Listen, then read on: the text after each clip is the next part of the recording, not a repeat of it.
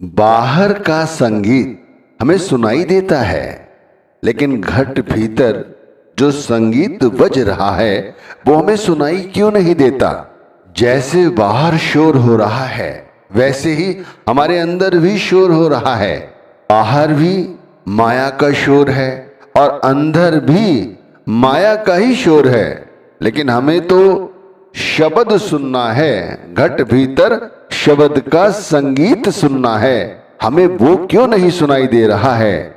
ज्योत स्वरूपी आत्मा, ज्योत स्वरूपी आत्मा घट घट रहो समाये, परम तत्व मन भाव तो नेक न इत उत जाए।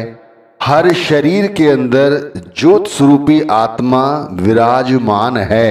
मेरा यह परम प्यारा तत्व एक क्षण भी इधर उधर नहीं जाता। आप समझ रहे हैं क्या समझाया जा रहा है कि हर शरीर के अंदर ज्योत स्वरूप आत्मा है, हर शरीर के अंदर। उसके बाद भी हमारी आत्मा घट भीतर ये शब्द धुन नहीं सुन पा रही है। आज जो हमारी ये दुर्दशा है ना कि हम माया के मोहों की आसक्तियों में उलझे हुए हैं। हमारे घट भीतर जो परिवार का, कारोबार का, आसक्तियों का मोह इतना बड़ा हुआ है जो कम नहीं हो पा रहा है। इसका कारण क्या है कि हमारे घट भीतर शब्द नहीं है, हमारे घट भीतर माया है। माया है, उसी माया के कारण हम अभी तक सच नहीं समझ पाए हैं। गुरु से नाम दान मिलने के बाद भी हमारी ये दुर्दशा है। जिसने अपने घट भीतर शब्द की पहचान कर ली, यानी जिसने अंदर जाकर अपने शब्द को प्रकट कर लिया, भाई वही बड़भागी है। उसी ने इस मृत्यु लोक में भी उस सच यानी परम सच को जान लिया है और वही निरंजन की सही भक्ति कर रहा है। वही इस ज्योत निरंजन यानी जो माया से रहित है उस परमेश्वर की भक्ति कर रहा है। सब घट मेरा साइया, सब घट मेरा साइया, सोनी सेज न कोई, बाघट की बलिहारियां जाघट परगट होए। आप देख लो, नजर दौड़ाकर सारी दुनिया में हर तरफ जो भी आपको दिखाई देता है, हर हृदय में साईं बसा हुआ है। ईश्वर मौजूद है, आत्मा है तो ईश्वर मौजूद है। हर घट के अंदर ईश्वर मौजूद है। कोई ऐसा शरीर नहीं है, चाहे वो मनुष्य का हो, जीव जंतु का हो, पशु पक्षी का हो, हर घट के अंदर ईश्वर मौजूद है। आत्म रूप में ईश्वर हर जगह व्याप्त है। लेकिन इसका मतलब ये नहीं है कि सभी लोग उस ईश्वर को जानते हैं। ऐसा होता तो फिर ये सब कुछ करने की जरूरत ही क्या होती। फिर तो हर व्यक्ति बस नाम की धुन में लगा रहता और यहाँ कोई झगड़े नहीं होते। जो फसाद हो रहे हैं आज वो कुछ भी नहीं होते। बाघट की बलिहारियां जाघट परगट होए।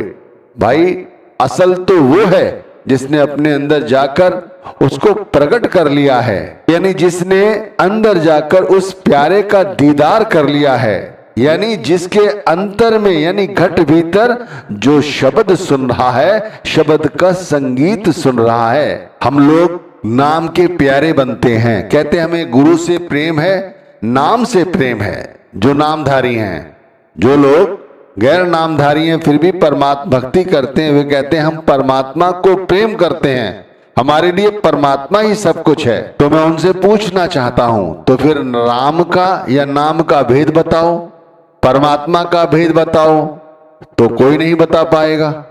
असलियत यही है कि हमें अभी तक नाम का भेद नहीं पता, ना ही परमात्मा का भेद पता है। हमें यह जरूर पता है कि हमारे घट भीतर राम रम रहा है।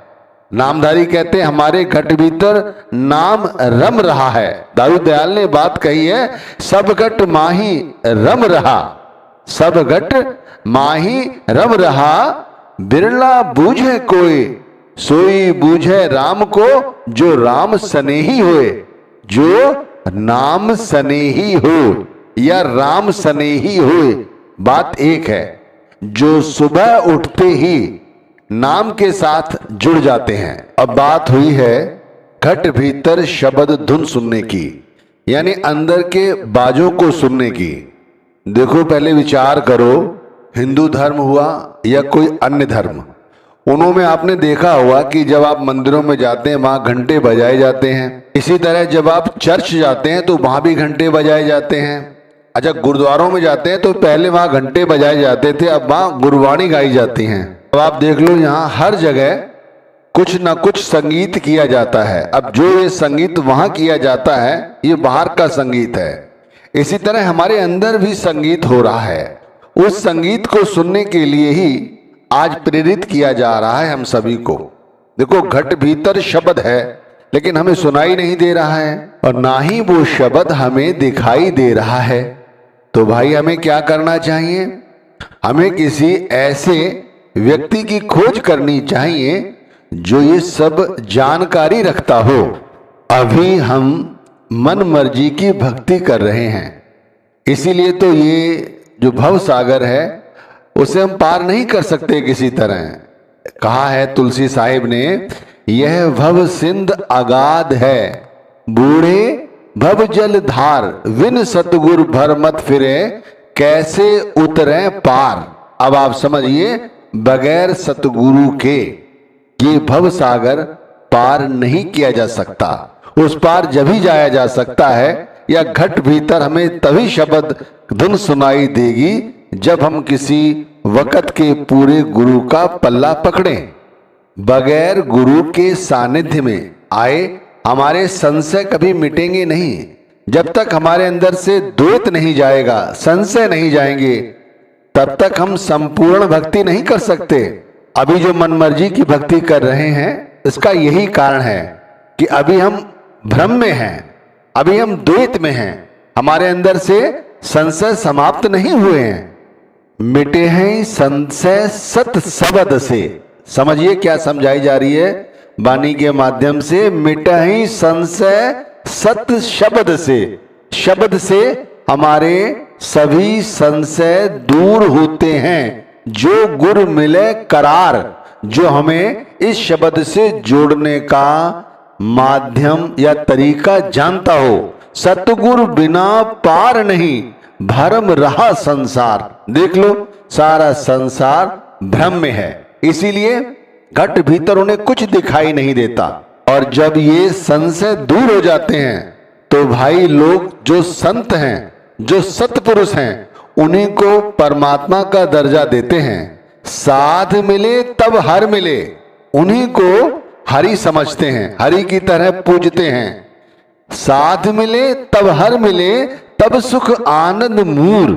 ऐसा आनंद जो कभी समाप्त नहीं होता। दादू संगत साध की, राम रहा भरपूर। तो इस तरह हमें संत सुजान सतगुरु की शरण लेनी जरूरी है, तब हम घट भीतर उतर सकते हैं। और जिन्हें गुरु मिले हैं और नीचे नहीं उतर पा रहे हैं तो उन्हें अपने आप में जाकर अंतर में खोज करनी चाहिए कि वो कहां पर गलत हैं, और जो गलती है उसे सुधारो। समय रहते सुधारो भाई, सुधार जरूरी है। जब तक सुधार नहीं होगा तब तक घट भीतर नहीं उतर सकते। जब शब्द से प्यार होगा, जब गुरु से प्यार होगा, तब हर घट के भीतर वो शब्द दिखाई देगा। अपने भीतर तो दिखाई देगा ही, हर घट के भीतर शब्द दिखाई देगा। ये प्रेम है, ये प्रेम की अवस्था है। इसे पैदा करो अपने घट भीतर। घट घट गोपी, घट घट काना, घट घट राम अमर अस्थान। अब आप समझ रहे हैं क्या कहा दादू दयाल ने? हर घट के भीतर उन्हें गोपी दिखाई देती है, हर घट भीतर उन्हें कृष्ण दिखाई देते हैं। जैसे बताया गया है कि हर घट भीतर हमें शब्द दिखाई देता है, हर घट भीतर हमें गुरु दिखाई पड़ता है। इसी तरह अपने घट भीतर भी हमें शब्द दिखाई देता है, यूं हमें शब्द का संगीत सुनाई देता है। उस संगीत को सुनने के लिए कहीं बाहर जाने की जरूरत नहीं है, उसे देखने के लिए कहीं उसे बाहर खोजने की जरूरत नहीं है। देखो, गुरु तेग बहादुर जी ने बड़ी अच्छी साखी फरमाई है और अपनी बात कितनी अच्छी तरह से कही है। काहे रे बन खोजन आई, काहे रे बन खोजन आई। बहुत धीरे धीरे समझा रहा हूं जिससे आप समझ सकें। सर्वनिवासी सदा अपेला तुही संग समाई, काहे रे बन खोजन आई। तो इसे ऐसे समझो, वो कहते हैं अरे आत्मा, अरे ऐ मूर्ख, ऐ इंसान, तो उसे वन में क्यों खोजता फिर रहा है? वो सर्वव्यापी, हर घट में अलिप्त है, यानी तेरे अंतर में मौजूद है, तेरे रोम रोम में समाया हुआ है। वो कहते हैं किस तरह समाया हुआ है वो समझें आप। पुष्प मध्य जो बास बसत है, पुष्प मध्य जो बास बसत है, मुकुर मध्य जो छाई, तैसे ही हर बसे निरंतर, तैसे ही हर बसे निरंतर, घट ही खोजो भाई। जैसे फूलों में सुगंध बसती है और दर्पण में हमारी परछाई होती है, उसी भांति श्री हरि का हमारे अंतर में निरंतर वास है। उसे हम केवल अपने घट भीतर ही खोजें तो हमें मिल जाता है। भाई सुबह से ही जब से आंख खुले तब से आप परमात्मा भक्ति, गुरु भक्ति पूरी दृढ़ विश्वास के साथ करो। इस तरह गुरु से और शब्द से प्रेम करो कि वो बाहर भी दिखाई दे और अंदर भी हमें वो सब दिखाई दे। दादू देखियो दयाल को, बाहर भीतर सोई, सब दिस देखो पीऊ को, दूसर ना ही कोई। दादू दयाल जी ने कहा है इस तरह की अवस्था बना लो, वो हमें बाहर भी दिखाई दे, हमें अंदर भी दिखाई दे। यही भीखा साहिब ने कहा है, भीखा केवल एक है, भीखा केवल एक है, कीर्तम भया अनंत, एक है आत्म सकल घट, यह गति जान ही संत। वो एक है, वो कुल मालिक एक ही है, अनंत रूप है और हर घर यानी हर घट के भीतर रहता है। घट घट में वो आत्म रूप में रहता है और ये रहस्य पूरे संत सुजान ही जानते हैं। बहुत से लोग अब ये प्रश्न करने लगते हैं कि भाई कैसे पता चले कि ये गुरु पूरा है, ये संत स्नेही हैं। तो देखो, इतना ज्यादा दूसरों के बारे में जानने से अच्छा है स्वयं के विषय में जानो। फिर भी जानने का अधिकार है हमें, तो आप इस तरह उसे जान सकते हैं। जाके मनते उठ गई तिल तिल तृष्णा चाहे।